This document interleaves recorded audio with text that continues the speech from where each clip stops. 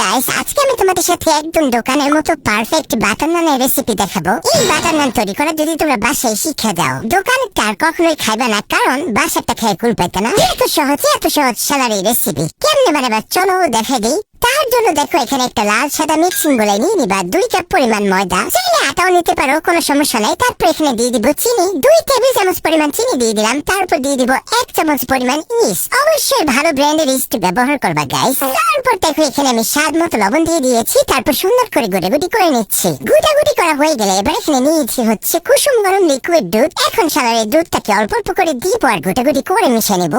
Guys, কুসুম গরম দুধের বদলে তোমরা চাইলে কুসুম গরম পানিও দিতে পারো, তবে দুধটা দিলে বেশি মজা হয়। আর অবশ্যই কিন্তু কুসুম গরম দিবা, মানে আঙুলটা ডুবালে তোমার আঙুল জ্বলবো না, পড়বো না, সহ্য করতে পারবা, ঠিক এরকম গরম হবে। সো গাইস, গুটাগুটি করে মিশিয়ে নিয়েছি। দেখো এবার এখানে দিয়ে দিচ্ছি 2 টেবিল চামচ পরিমাণ অয়েল, মানে সয়াবিন তেল। তোমরা চাইলে বাটার অথবা ঘি দিতে পারো। সো গাইস, তেলটা দিয়ে দেওয়ার পর তোমাকে আর বসে থাকলে চলবে না। এখন এই যে তোমার সুন্দর হাতটা দিয়ে সুন্দর করে গুছিয়ে মুঠে একটা ডো বানিয়ে নিতে হবে। আর ডোটা কিন্তু এরকম সফট নরম তুলতুলে হবে গাইস। ডোটাকে সুন্দর করে মুঠে টোথে দেখো স্মুথ করে বানিয়ে নিতে হবে। তারপর দিয়ে ঢেকে এরকম সুন্দর করে রেস্টে রেখে দিতে হবে। পারলে ডোটাকে গরম থেকে রেস্ট রাখবা, তাহলে খুব দ্রুত ফুলে যাবো। দেখো 1 ঘন্টা রেখেছি, কি সুন্দর ফুলে একদম টইটম্বুর হয়েছে। এখন এই ডোয়ের বাচ্চার পেটটা ফুটা করে মনে করো যত রকমের গ্যাস টেস আছে, বাতাস আছে, সব বের করে দিতে হবে। আর সুন্দর করে আবারও মুঠে এরকম স্মুথ একটা ডো বানাইতে হবে। তারপর এটাকে সুন্দর করে চাপিং বোর্ডের উপরে নিয়ে মনে করো কয়েকটা ভাগে এটাকে লেচি কেটে নিতে হবে। তো দেখো 6 ভাগ করে নিয়েছি, মানে এখানে 6টা বাটার নান বানাবো গাইস। দেখো সুন্দর করে আবার ডোটাকে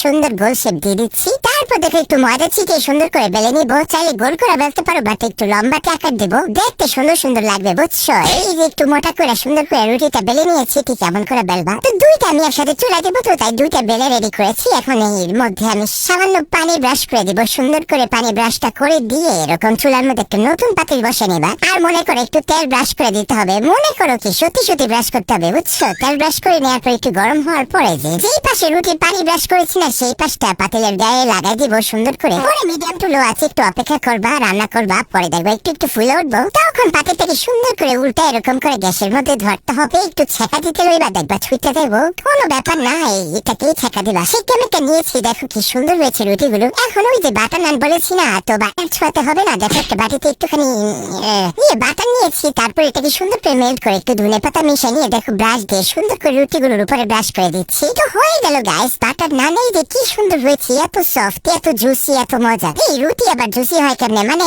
সফট হয়েছে গাইস, সফট হয়েছে। সবকিছুর সাথে খাইতে পারবা, মনে করো চিকেন চাপ কো, গ্রিলের সাথে কো, ভাজি কো, তরকারি কো, সবকিছুর সাথে এত মজা। তো গাইস, আমি আমার সাঙ্গ নিয়ে খাবো। তোমরা অবশ্যই বানিয়ে খেও, আর দেওয়ার আগে লাইক কমেন্ট শেয়ার করে দিও।